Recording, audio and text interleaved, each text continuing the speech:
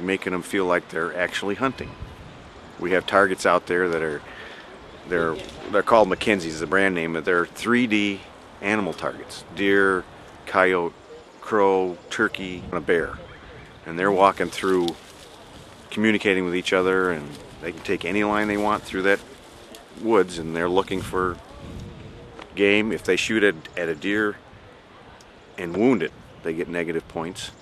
But we have wounded deer laying around out there. If they find and kill that, then they get their points back.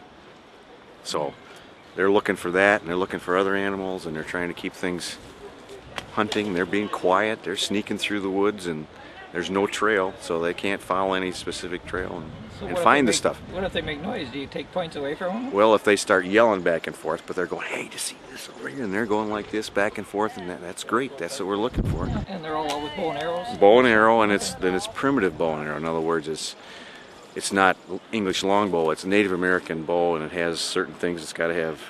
If they want extra points, it'll have natural string instead of dacron, which would be linen or sinew string. The fletching on the arrows have to be turkey feathers or natural feathers, not dyed of any color.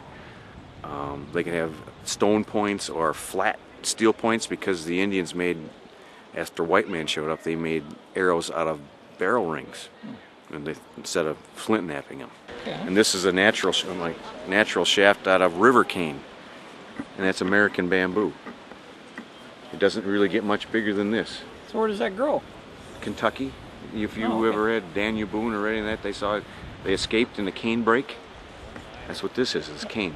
It's along the rivers. And you see it's a grass. It has the nodes on it that you got to smooth up and get it smooth. So because if you're shooting off your hand, an early Indian bow did not have an arrow rest. It was their hand. So they're shooting off the hand. If there's any bump on here or any on this sinew part, it really snipes at your hand and hurts. I'm Rod Flum, and this is my wife Lorraine, and we've been coming to this rendezvous for 26 years, and we've belonged for the last 5 or 6 finally in that, and it's a real good club, and we enjoy it. And the people come from quite a ways away to come here. They travel hundreds of miles, and they say it's one of the better ones to go to. So. Well, I was just going to say our family is like 3 generations now. We all camp together, and the grandkids really enjoy it. And it's been fun for them because they really get to see history and live history. So that's been nice for our kids. That's it. The ants go marching one by one, haroo, haroo. The ants go marching one by one, haroo, haroo. The ants go marching one by one. The little one stops to suck his thumb, and they all go marching down to the ground to get out of the rain.